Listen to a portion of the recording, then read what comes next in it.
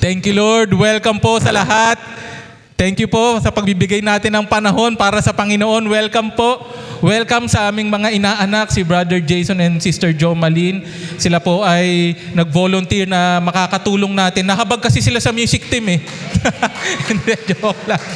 Nakita nila, uy, magagamit pa ako ng Panginoon. Kaya thank you, Lord. Inano ko na kayo. Pinresinta ko na kayo. Pero thank you, Lord. At kung may mga iba pang gusto magpresenta, may time. Marami po tayong pangangailangan sa gawain ng Panginoon. Ang bawat isa po ay inaanyayahan. At thank you, Lord, lahat po tayo nandito. Alam niyo po itong hapon na ito. Ang topic po natin is about salvation pa din. But now, carry the message of salvation. Nasa evangelism series po tayo. Dahil next week magkakaroon tayo ng street evangelism. Kaya dapat malinaw na malinaw sa atin ito. Na dapat nakikerry natin yung mensahe. Nasusundan natin. Teka, palit akong mic. Sound check, check. So alam niyo naman siguro yung nangyayaring gera, no? Hindi niyo alam? Hindi niyo alam may gera sa Ipapadala natin. May gera po na at grabe na po, ang daming speculations. May nagsasabi na talo na ang Iran, may nagsasabi talo ang US dahil sa dami ng perang nila, inuubos nila sa gera. Ang dami pong speculation na ito na daw ay magiging kasunod daw nito is World War III na and everything. Ano pa yung sigurado sa mga nangyayaring ito ngayon? Ano yung sigurado? Ano yung sigurado? Sa gera? Kahirapan? Ano? May namamatay. Ang pinakasigurado po dyan, na hindi ako magkakamali, 100% walang tatanggi, sasabihin ko, ang mahal na ng gasolina. Grabe po. Ang daming speculation, pero ito po ang totoo na ramdam natin paglabas pa lang. Ang mahal na ng gasolina. Sino mga nagpapagas dito? Ang mahal ng gasolina. Grabe. Yung may mga electric vehicle, si Brother Julius, hindi apektado, Pero eventually po, pag nagmahal ang gasolina, sunod-sunod na lahat yan. Grabe. We are living in the last days. Nasa huling panahon na po tayo. Nangyayari na yung mga prophecies. Yung mga gera, pinrapisay na ni Kristo sa Matthew 24. Nangyayari na. Ano pong gusto nating sabihin dito? Malapit nang bumalik ang Panginoon. Dapat naiintindihan natin yung mensahe ng salvation. Are we ready? Dala-dala ba natin yung message ng kaligtasan? As Christians, na tayo ay ligtas na, paano ba natin ito naiintindihan na tayo nga ay ligtas na? No? Kasi kung ikaw ay ligtas na, paano ka ba nagre-respond sa mga situation ng gera, ng mahal ng mga bilihin, ng gasolina, ng hirap ng buhay? Ang hirap na nga ng buhay, lalo pang hihirap. Kagaya nung shinare ni Brother Fernan nung nandun kami sa house church, sa isang house church. Ano na tayo, no? Nilalagas na tayo, no? Tama ba yung term ko nung sinabi mo na inuubos na tayo sa pamamagitan ng sobrang hirap ng buhay? O hindi nyo ramdam yung kahirapan? Kami lang nakakaramdam ng kahirapan. Grabe naman. Lahat tayo. Kahit anong estado mo sa buhay. Kaya kung nasa iyo si Kristo, paano ka ba dapat nagre-respond? Dapat, we carry the message of salvation. Napaka-importante na dala-dala natin ito. Last week, inaral natin yung salvation na paano ba naliligtas ang isang tao. Recap lang to, quick recap. Paano? Based sa Ephesians chapter 2 verse 1 to 10 na ma-recognize mo yung condition mo ng buhay mo nang wala kang Panginoon. Ikaw ay patay. Nang wala ka sa Diyos, patay ka. Physically buhay ka pero spiritually, you're dead. Kaya dahil doon, pag naintindihan mo sa verse 4 onwards hanggang 7, pinakita doon kung gaano kabuti, kung gaano kalawak ang pagmamahal ng Diyos. Kung gaano ka hindi masukat ang kanyang biyaya at ang kanyang habag. Ang ginawa niya, binuhay niya tayo sa pamamagitan ni Kristo kung sino mga nananampalataya. Yun ang ginawa ng ating Panginoon. para sa mga mananampalataya. Hindi niya sinabing, bago ako mamatay sa krus, mag-sorry muna kayo, mag-repent muna kayo, tapos saka ako mamamatay sa krus. Hindi na nagawa ni Lord yung part niya, kung hintayin niya tayo, while we were yet sinners, Christ died for us. Yun po ang malinaw.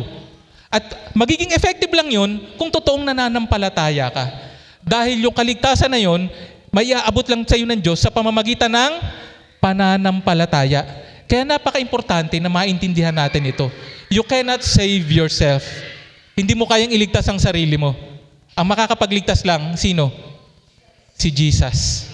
Kaya pagdating dun sa part 3, na tinanggap mo na si Kristo, mayroon ka ng bagong buhay sa Kanya. Wala na yung dati. Nagkakasala ka pa, nagkakamali ka pa, pero hindi ka na alipin ng kasalanan. At ikaw ngayon ay nagpapatuloy na sa Panginoon. Nung ginawa po ito ni Kristo, hindi niya sinabi sa inyo, ligtas ka na ha, o bahala ka na. Pag nagkamali ka, tanggal ka na ulit. Hindi po niya hayaang ganun. Basahin po natin sa John chapter 14 verse 16 to 17 na as you receive, He will sustain you. Hindi kanya papabayaan. Ito yung sabi niya, bago siya magpaalam sa mga alagad niya, dadalangin ako sa Ama upang kayo'y bigyan niya ng isa pang patnubay na magiging kasama ninyo magpakailanman. Magpakailanman makakasama natin. Siya ang Espiritu ng katotohanan na hindi matanggap ng sanlibutan sapagkat siya ay hindi nakikita ni nakikilala ng sanlibutan, ngunit nakikilala nyo siya sapagkat siya ay nasa inyo. Ang banal na Espiritu ay nasa atin. Amen. At siya ay mananatili. Ang ganda po ng pangako ng Diyos. Ito po ay part of the good news. Part of good news ito na yung totoong may pananampalataya sa Panginoon, ipagkakaloob niya yung Holy Spirit. At yung Holy Spirit na yun ang magsusustain sa iyo. Kasi kung sa sarili mo lang, hindi mo talaga kaya. Wala sa ating makakapagmalaki. Ito ay regalo ng Diyos. Nasusundan natin. Isa pa. Sa John chapter 10 verse 27 to 29. Sabi ito ni Kristo, nakikinig sa akin ang aking mga tupa. Yung totoong nasa Panginoon, nakikinig kay Christ. Siya ay binibilang as tupa. Nakikilala ko sila. Alam niyo yung sa Matthew chapter 7, yung tinanggi ng Diyos, yung mga tumatawag sa Kanya. Kasi ang sabi ni Lord, hindi ko kayo nakikilala. Kayong mga mapaggawa ng masama. Pero ito, ang sabi niya, nakikilala ko sila. Ibig sabihin, ito yung mga totoong sumusunod sa Panginoon. At sumusunod sila sa akin. Ayun na pala, sinabi na rin. Ang ganda, no? Nakikilala ko sila. Nakikilala ka ng Panginoon dahil sumusunod ka sa Kanya. Those who truly believe, follow Christ. Pagkatapos nito, ito po yung mas magandang verse. Sabi ni Kristo, kadugtong nito, bibigyan ko sila ng buhay na walang hanggan. Yung mga nakikinig kay Kristo, yung kinikilala niya, yung mga sumusunod sa Kanya, anong sabi niya? Bibigyan ko sila ng buhay na walang hanggan. Kailan may hindi sila mapapahamak at hindi sila maaagaw sa aking kamay. Grabe. Ito pa, kasunod sa 29. Ang aking Ama na siyang nagbigay sa kanila sa akin ay lalong dakila sa lahat at hindi sila maaagaw ninuman sa aking Ama. Amen. Hallelujah. Yung mga totoong sumasampalataya kay Kristo. Anong binigay niya? Yung Holy Spirit to sustain you. Yung banal na Espiritu para i-guide ka, konsensyahin ka. Nagkakasala ka pa, pero dati pag nagkakasala ka, ang saya-saya mo pa. Nakatakas ako, walang nakahuli sa akin. Ngayon pag nagkasala ka, nakukonsensya ka na, hindi ka na masaya. Kasi may Espiritu ka na ng Diyos, hindi ka na alipin ng kasalanan. Ito pa yung maganda, no one will snatch them out of Jesus' hand. Sabi ni Kristo, walang makakaagaw. Kung ikaw ay totoong mananampalataya, nakikilala ka ni Kristo bilang tupa niya, ikaw ay sumusunod sa Kanya. Sabi niya, no one, walang makakaagaw pag ikaw ay nasa kamay. Ang iniisip ko nito before, nasa loob ng ship pen Pero hindi, ang term dito, nasa kamay ng Panginoon. Ikaw ay nasa kamay ng Panginoon. Hindi lang yon. ikaw pa, ang sabi rito, una, no one will snatch. Pangalawa, no one is able to snatch them out of the Father's hand. Dalawa po ang nakahawak sa inyo at pinoprotektahan kayo. Una, si Kristo. Pangalawa, ang Ama. Tapos nasa iyo pa yung Holy Spirit. Grabe! Ewan ko na lang. Ewan ko na lang. Those who truly believe are truly secured forever sa ating Panginoon. This is a very, very good news. Palakpakan po natin ang Panginoon. Hallelujah! Ang totoong nasa Panginoon. Ang totoong nasa Panginoon, hindi ka mangangamba. Dahil totoong pinoprotektahan ka niya. Kaya dapat nagbabasa tayo ng Bible. Dapat nag-aaral tayo. At dapat ipinapamuhay natin ito. Nakikita yung pagmamahal sa atin kung gaano yung pag-ibig ng Diyos. Grabe, yung Holy Spirit, yung Ama, yung Anak, nasa iyo na. Ewan ko na lang. No, talagang pag napunta ka pa sa impyerno, kasalanan mo na talaga yun. Wala ka ng ibang masisisi. Nasusundan natin. Kaya po, we carry the message of salvation. Kaya napaka-importanteng maintindihan natin ito. May 3 puntos lang na paano ba natin i-carry ang message ng salvation. Mabilis lang po tayo. Number 1, sulat ba? Number 1, show salvation in your life. Ang totoong nakatanggap ng kaligtasan, makikita yan sa buhay. Hindi yung tinaas lang yung kamay, sinabi na ligtas na, tapos hindi naman nagre-reflect sa kanyang buhay. Niloloko mo lang ang sarili mo. Kaya ang totoong ligtas, makikita sa kanyang buhay. By the fruit, you can see their lives. No? Kung paano makikita ito sa ating buhay. Hindi yung nagsisimba ka lang, tapos yung buhay mo wala naman talaga sa Panginoon. So paalala sa atin ito na dapat nakikita ito sa atin. Pangalawa, dahil totoong ligtas ka, nakikita ito sa iyong buhay, hindi mo mapipigilan mag-share. Na i-share mo yung kabutihan ng Diyos. Ang ganda nga lang ng pelikula eh. Alam niyo, nakapanood na kayo ng magandang pelikula? Yung pinakamaganda? Kay drama o ano? Di ba pag napanood nyo, pagkatapos nyo mapanood, may nakasalubong kayo, may nakita kayo, sabihin nyo, napanood mo ba yung ano? Ang ganda! Kahit na ayaw makinig, i-share mo, hindi, makinig ka, ganito, ang ganda nun, panuorin mo rin. Palabas lang yun, ha? Palabas lang yun. Eh di lalo na, kung si Kristo. Nasusundan natin. Talagang hindi mo mapipigilan yun. Lalabas at lalabas yun. I-share mo yun. So, pangatlo, multiply salvation through obedience. So ano ba to? Tayo yung nagliligtas, i-multiply natin, hindi po. Ibig sabihin lang, hinayo tayo ng Diyos para ipamalita. Yun ang ating pagsunod sa Kanya. Nasusundan natin. Isa-isahin po natin. Show salvation in your life. Ipakita natin ito sa ating buhay. So verse 9, sa Romans yung ating passage, Romans chapter 10, verse 9, kung ipapahayag ng iyong bibig na si Jesus ay Panginoon at buong puso kang sasampalataya na siya'y muling binuhay ng Diyos, maliligtas ka. Susundan natin. Pero why did Paul said it? Bakit pa ito sinabi ni Apostle Paul? Ano pa yung nangyayari rito? Alam niyo po kasi pag kinuha lang natin itong passage na to, tapos wala na tayong ibang binasa, baka ma-out of context tayo na ano lang pala, ipahayag lang ng iyong bibig, na ng iyong buong puso, sasampalataya ka, na muling binuhay ng Diyos, maliligtas ka. Di ba parang ang dali lang maligtas? Di ba pagka yun lang tinake natin? Ang sinasabi po rito ni Apostle Paul, ina-address niya po yung mga Romans. Yung mga Romans po ito, Romans po itong binabasa natin. Yung mga Romans po ay mga matatalinong tao. Parang mga tayo, no? Matatalino. Matatalino tayo sa Panginoon. Ganun po, kaya kailangan ipapaintindi niya. Kasi nagkakaroon ng question.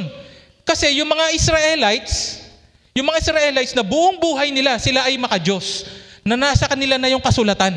Buong buhay nila, nasa kanila yung covenant, yung kasunduan ng Panginoon nasa mga Israelites. Tapos yung mga Israelites, kilala talaga nila yung Diyos. Pero, meron sa kanila na nireject si Jesus bilang Messiah. Tapos ang lalabas itong mga Romans, buong buhay nila hindi sila Kristiyano, tapos nung nakatanggap sila ng mabuting balita, ang lumalabas, ngayon lang sila tumanggap, tapos ligtas na sila, compared dun sa mga Israelites na buong buhay nila, hindi sila naligtas. Nasusundan nyo? Ang pinagkaiba, yung mga Romans, Tinanggap nila si Kristo. Yung mga Israelites, merong mga nireject si Jesus Christ. Yun ang pinagkaiba. Kaya buong buhay mo nagpakabait ka, buong buhay mo naging matulungin ka, buong buhay mo naging mapagmahal ka, pero nire-reject mo naman si Jesus Christ, impyerno pa rin ang punta mo. Nasusundan natin. Yun ang gustong sabihin dito ni Apostle Paul sa mga Romans. Na huwag kayong mag-alala. Tinanggap niyo si Kristo. Sundan natin. Ito na. Kasi yung sa Romans chapter 10, verse 1 to 8, verse 9 na yung binasa natin eh. Sa Romans verse 1 to 8, ang inaakala ng mga Hudyo, righteousness by the law, na trying to earn salvation for what they can do. Na gusto nila maligtas sila sa pamamaraan na gusto nila, hindi sa pamamaraan ng Diyos. Ang pamamaraan ng Diyos is righteousness by faith, putting their trust in Jesus, na si Jesus ang tagapagligtas. Si Jesus lang ang tagapagligtas. Pag may nag-claim pa na iba, na meron pang ibang tagapagligtas, kailangan niyo po magbasa ng Bible, baka maniwala kayo ron. Huwag po kayong maniniwala. Si Kristo lang po ang tagapagligtas. Amen. Hindi ko alam kung saan siya ililigtas nun pero kay Jesus tayo, kay Jesus. Kaya ito, basahin ulit natin. Kung ipapahayag, in English confess, kino-confess, ng iyong bibig na si Jesus ay Panginoon at buong puso kang sasampalataya, believe po yung term na yan sa English, na siya'y muling binuhay ng Diyos, maliligtas ka. If you confess with your mouth that Jesus is Lord, and you believe with all your heart na muli siyang binuhay, maliligtas ka. Yung confess po dito is the outward manifestation. Dahil yung believe is the inward conviction. Kaya, ang hindi naintindihan ng iba, nung cut to the heart ka, nang tinanggap mo si Kristo, dun pa lang nagsimula ng punlaan ng Diyos ng faith. Pagkatapos nun, talagang lalabas talaga yan. Talagang masasabi mo yan, magiging part yan ng buhay mo, yung totoong pananampalataya mo. That is from the inward conviction to the outward manifestation. Yun po ang ibig sabihin nito na maliligtas ka. Hindi yung sa isip lang, hindi sa sinabi mo lang, pero wala na, hindi na nasundan. Hindi yun. Pag hinimay-himay mo yan, talagang may makikita ito sa ating buhay. Saan ako? Verse 10. Sapagkat sumasampalataya ang tao sa pamamagitan ng kanyang puso. Alam niyo po kasi, kaya ito binibigang paulit-ulit ni Apostle Paul. Yung mga Israelites kasi before, sumusunod sila sa kautusan eh. O mag-alay ng tupa para sa ng makasalan natin. O sige, alay nyo na yan. Minsan inaalay pa nila, bulag, yung pilay, yung mga magagandang alay, ay magagandang uy sayang to, wag nyo na ialay. Yung puso nila malayo sa Panginoon. Sumusunod sila, pero malayo sa Panginoon. Kaya binibigyang emphasis dito ni Apostle Paul, na yung puso mo ang tinitingnan ng Panginoon. Nasusundan natin. Pero hindi ibig sabihin nun, ang tinitingnan niya yung puso mo, wala na tong outward manifestation. Together, magkasama yon, ang puso at outward manifestation. Kaya sabi niya, sapagkat sumasampalataya ang tao sa pamamagitan ng kanyang puso at sa gayon ay itinuturing na matuwid ng Diyos, justified. Na nagpapahayag naman siya sa pamamagitan ng kanyang bibig at sa gayon ay naliligtas. Believe is from the heart, inward conviction. Justified by God, itinuring na matuwid, hindi dahil sa ginawa mo. Nasusundan natin? Wala ka pang ginagawa, pero ituturing ka ng matuwid dahil nananampalataya ka sa Panginoon. Tapos confession with your mouth, ito na yung outward manifestation. So, salvation is revealed through inward conviction mula sa puso and outward confession. Makikita ang totoong ligtas pag ang tao sa puso niya, tinanggap niya ang Panginoon at nakikita ito sa kanyang buhay. Nasusundan natin. Kaya ang totoong Kristiyano, talagang makikita mo totoong Kristiyano. Makikita mo talaga si Kristo sa buhay niya. Nasusundan natin. Tuloy natin. Sa verse 11, sinasabi nga ng kasulatan, ang sino mang sumasampalataya sa Kanya ay hindi mapapahiya. Alam niyo, gustong-gusto ko to. Kasi dati medyo mahihain ako eh. Actually, mahihain pa rin ako ngayon eh. Hindi naman. Totoo po, ang sino mang sumasampalataya sa Kanya ay hindi mapapahiya. Alam niyo po itong dinagdag ko tong verse, John chapter 9 verse 22b, sapagkat pinagkaisahan ng mga Hudyo na ang sino mang magpapahayag, magko-confess na si Jesus ay Kristo ay ititiwalag sa sinagoga. Kasi nangyayari rito, yung mga tumatanggap kay Kristo napapahiya. Kasi nga tinatanggal sila sa parang simbahan. O bawal na magsimba. Pag tinanggap mo si Christ, bawal na magsimba. Ito po yung case dito ng mag-asawa, yung anak nila, pinagaling ni Kristo.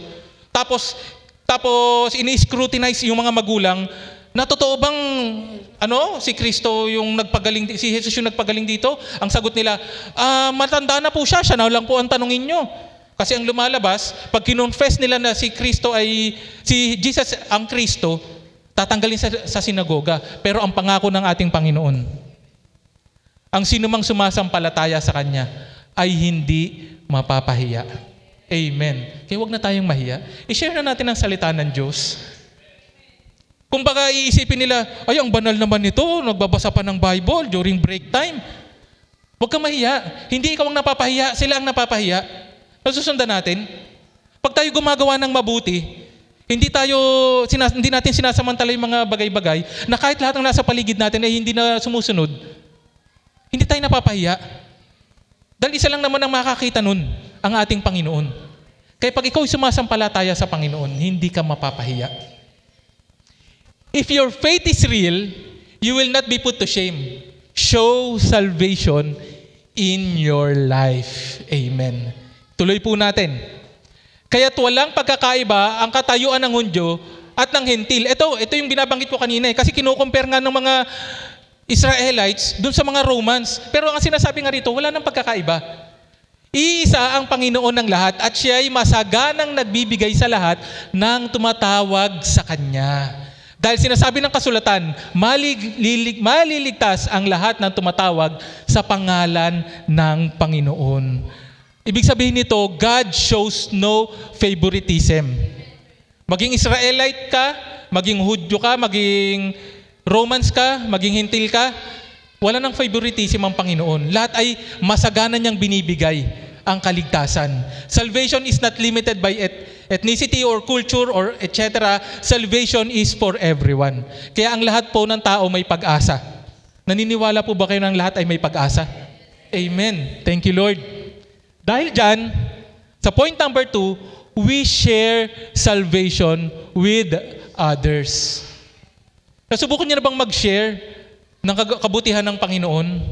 Hindi niyo pa nasubukan? Sa Saturday, 4 p.m., subukan natin. Yes! Maisingit lang, ano? Yes! Napaka-importante nito. Ito sa mga inutos ng Panginoon. Na let us reach out to the ends of the world, all nation, no? So basahin natin.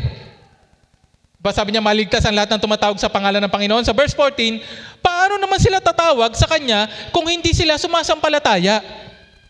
Anong ibig sabihin nito? Ang sumasampalataya ay tumatawag sa Panginoon. Ito po yung outward example. Na it is an outward expression. Alam niyo po, may kwento ko. Nung may aso po kami, K9, pangalan nun si Waki. Ang laki nun. Ganyan. Pag sumampay, hanggang balikat ko. Yung aso po namin na yun, sobrang lambing sa amin. Pero pag may ibang tao, parang papatay. Ganun po. May one time po, nilalaro siya ni Cassie. Sorry, hindi ako nakapaghingi ng paalam sa'yo. Mamaya tayo mag-usap. Ang nangyari po ganito, di nilalaro niya. Nandun sa bakuran namin lalaro niya, ako nasa loob. Bigla na lang sigaw si Cassie, Daddy, Daddy!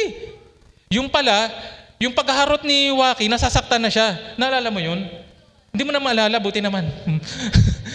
Nasasaktan na pala siya, kaya nung pagpunta ko, siyempre, nung time na yun, ako pa yung alpha nung aso, nung ni Waki. Pag sabing alpha, isang sabi ko lang, susunod ka agad. Ngayon ang alpha nun, nasa na si David. Si David na ngayon yung alpha nun eh.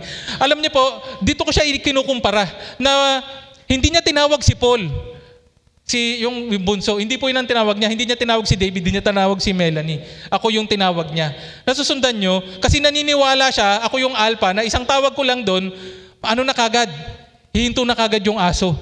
So, Ganun, no, parang naniniwala siya na kaya kong, na kaya kong pakalmahin, hindi yung kagaya nila na hindi nila kaya.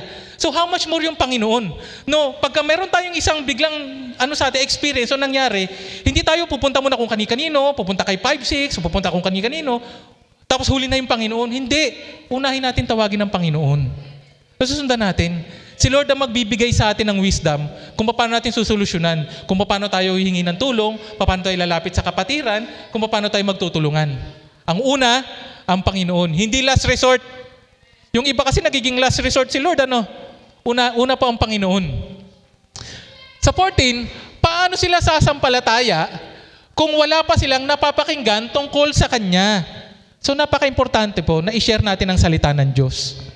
Napaka-importante.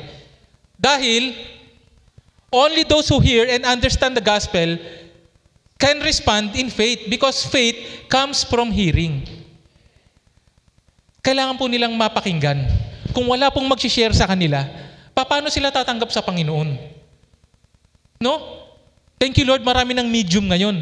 Sa pamamagitan ng social media, meron din, may tumatanggap pa rin. Naalala ko yung, si Cassie na naman yung example ko, no?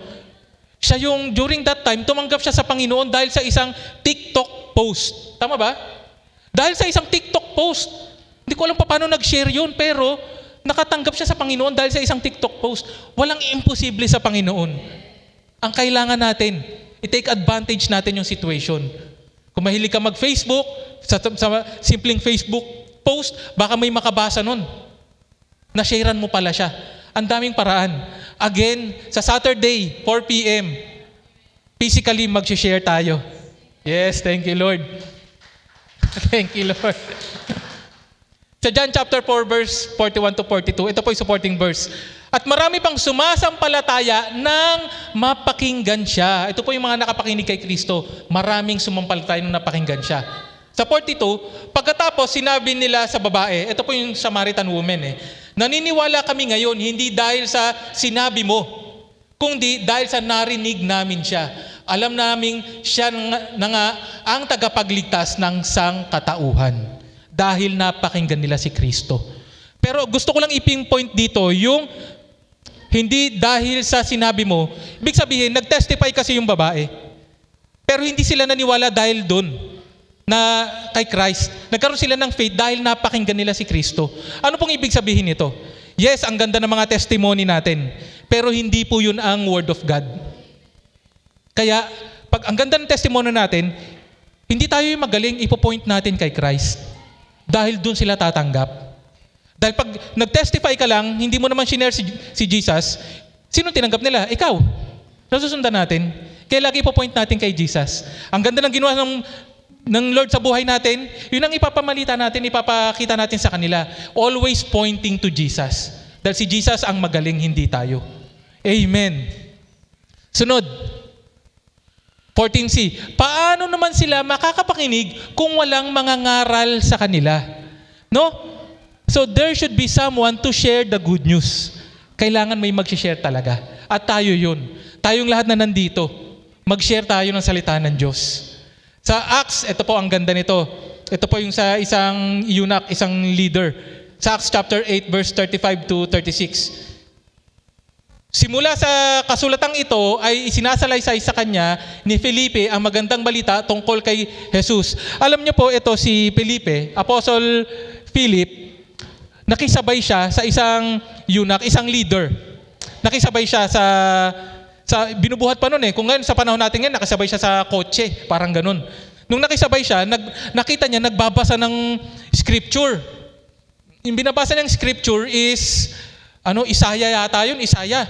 Hindi niya maintindihan. Tapos sabi sa kanya ni Apostle Philip, naiintindihan mo ba yung binabasa mo? Parang ganun. Something like that.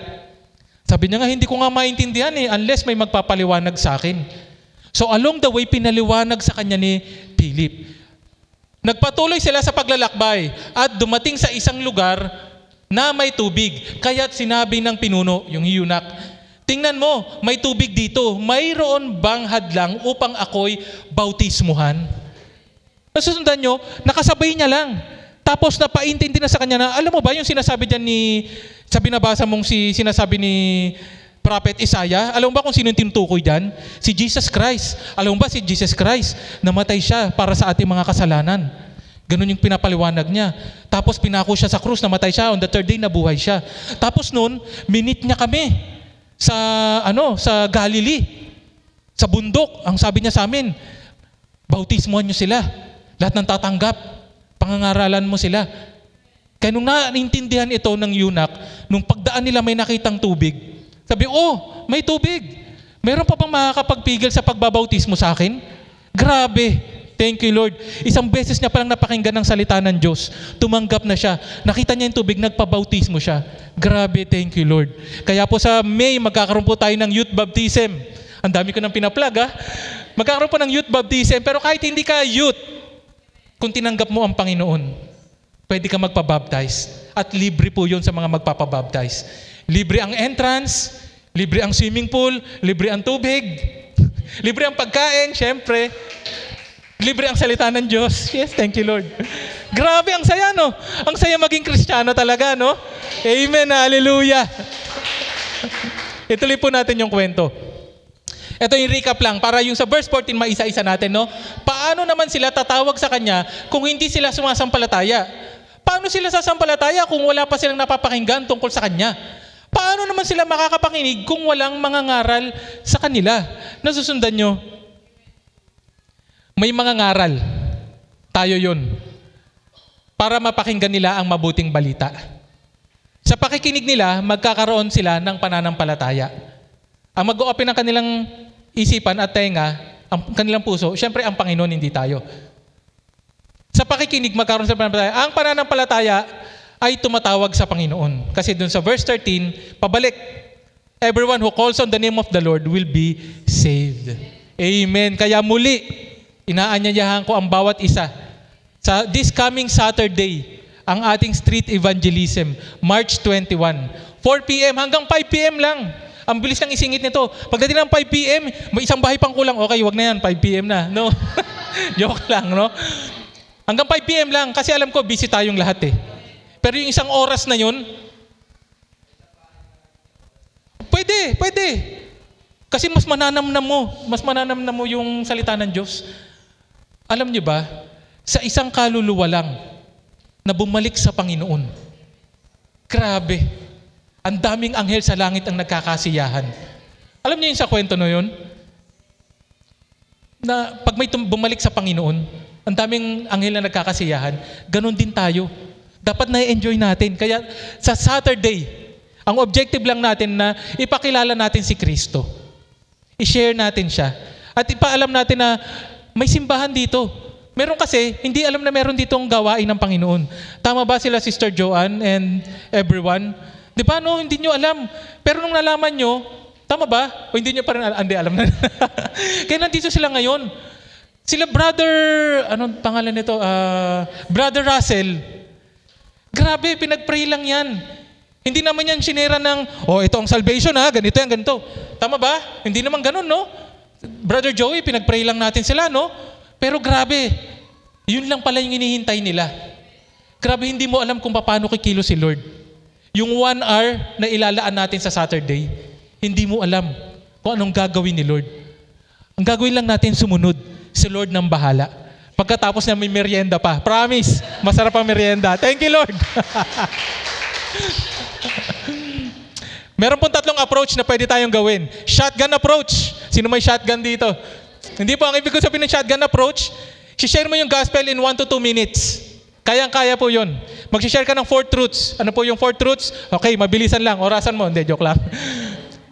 4 truths. Alam mo ba, mahal tayo ni Lord. Nung kinrate niya tayo, ang gusto niya makasama niya tayo. Number 1. Number 2, kaso lang, napahiwalay tayo sa Panginoon dahil sa kasalanan. Dahil ang Diyos ay banal. Yun yung truth number 2. Truth number 3, pero mahal na mahal tayo ng Diyos. Pinadala niya kanya ang bugtong na anak na Jesus. Para kung sinong sasampalataya ay magkakaroon ng buhay na walang hanggan.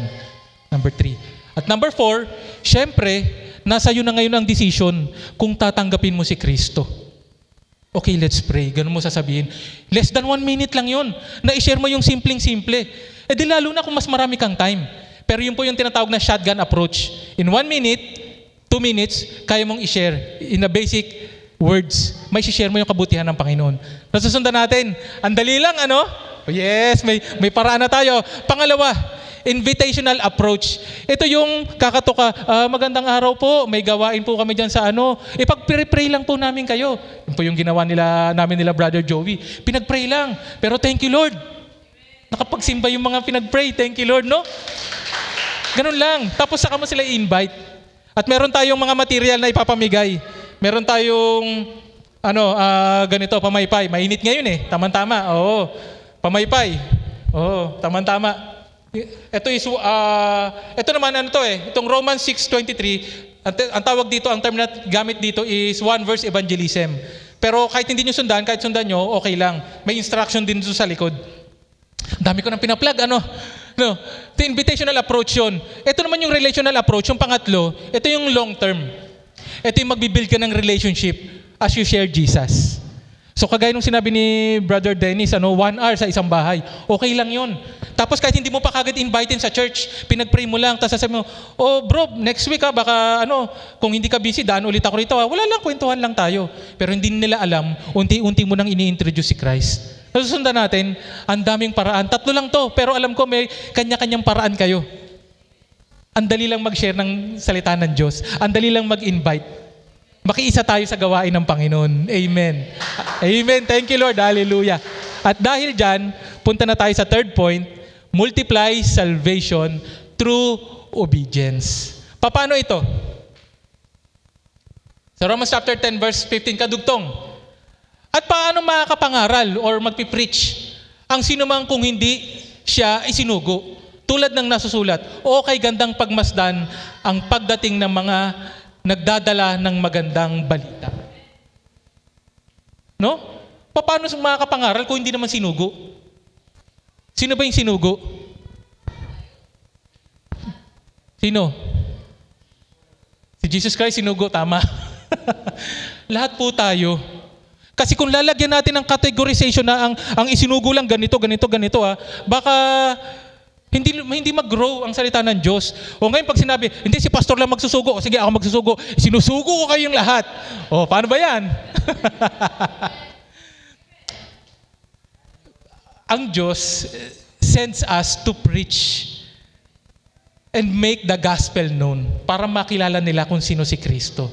Ang focus dito yung obedience natin bilang mga disciple na tayo ay susunod sa Panginoon. So lahat kayo ay sinugo na. Malinaw. Lahat kayo mangangaral. So bakit hindi teach? Bakit preach ang ginamit na term dito ni Apostle Paul? Kaya po, ang ginamit ng term ay preach, hindi teach. Baka kasi, iba kasi ang teaching eh. Baka kasi sabihin nyo, kailangan mabasa ko muna yung buong Bible bago ako makapag-share ng Word of God. Kailangan maintindihan ko muna ang lahat ng hiwaga ng Panginoon. Pagka ganun, baka kahit ako, hindi pa ako pwedeng mag-preach. Hindi pa ako pwedeng mag-teach. Kung ganun ang iisipin natin. So, nung naintindihan mo lang na niligtas ka ng Panginoon, yung gospel na hindi mo kayang iligtas ang sarili mo, ang tagapagligtas lang ay si Kristo. Sapat na yun para makapag-preach ka. Pinagkaiba ng preach sa teach. Ang teach po is to have knowledge and understanding. Kaya napaka-importante ng pagtuturo. Dahil dito mo maiintindihan. Dito magkakaroon ka ng knowledge. Ang preach naman to proclaim, to announce openly with urging acceptance and the warning of consequences for not doing so. Nasusundan natin. To teach is to let them know. While to preach is to make them move. Pag nag-preach ka, nag-share ka, mararamdaman dapat nila na kailangan nila ang Panginoon. Nasusundan natin. Kaya hindi ito kagaya ng basta-basta structural sa papaanong paraan. Kung paano mo siya pwedeng i-share ang kabutihan ng Diyos. At napakaganda yung example na na-experience mo. Walang makakapagsabing mali yun. Kasi kwento yun ng buhay mo. Sino magsasabi yun na, ay mali yung kwento mo, hindi ganyan yung nangyari sa'yo. Ikaw lang makakapagsabi nun ng kwento mo. Magandang entry point yun para ma-introduce mo yung gospel. For them to move, na sila ay tumanggap sa Panginoon. So all should preach the good news. Dapat lahat tayong Kristiyano, lahat tayo ay disciple, ay sinugo para mag-share ng salita ng Diyos. Multiply through obedience. Recap, preach the gospel, let them hear the message. Faith comes from hearing. Believe. Ang mangyayari sa kanila, magkakaroon sila ng believe na inwardly. Magkakaroon sila ng conviction. Dahil doon, magkakaroon sila ng outward expression. They can call on the name of the Lord. So, like us, they can also be saved. Amen. Malinaw. Nasusundan natin. Ito po dito pa tayo magtatapos. Sa verse 16, Romans 10, verse 16, may warning. May warning po. Yung warning na to, hindi po para sa atin na warning. Warning po ito sa mga shishera natin. Verse 16, ngunit hindi lahat ay sumunod sa magandang balita gaya ng nasusulat ni Isaias, Panginoon, sino ang naniniwala sa aming ibinalita? Ito po ang nakakalungkot. Hindi lahat ng shisharean mo susunod sa Panginoon. So malinaw na. So pag nag-share ka, mamaya pagpunta mo pa lang sa Saturday, tapos mag-isa ka lang, sabi mo, sige doon na sila, dito ako sa walang pupunta. Pagpunta mo, biglang nag-share ka, biglang binagsakan ka ng pinto. Hindi ka pinakinggan man lang. Ngayon, uuwi ka na, nagmumukmo ka, hindi nila ako pinakinggan. Hindi na ako magsisimba, hindi totoo yung sinasabi sa church. Kaya may warning. Hindi lahat ng shisharean mo tatanggap sa Panginoon. And it's okay. Amen. May mga naka-experience na po rito. Naalala ko yung kwento ni Brother Joey. Tinanggihan siya. Pinagpaga mo ng paa, wag, baka paulan na ng apoy ng Panginoon. Oo, nagkaroon siya ang tawag dito. Siyempre, nakakalungkot yun kasi ang dala mo magandang balita Tapos pag uwi mo, parang bad news, hindi ka tinanggap. Pero may ibang plano ang Panginoon. Nung pagdating namin dun sa Liano, si Brother Russell pala yung tatanggap sa Panginoon. Grabe, thank you Lord. Grabe. Na-experience ko na. Na-experience si Brother Joey. Yung iba hindi nyo pa na-experience sa Saturday. Ipag-pray natin na wag natin ma-experience yun. Pero kung sakali man ma-experience nyo, pinaalala na sa atin, huwag kayong ma-disappoint. Talagang normal yun.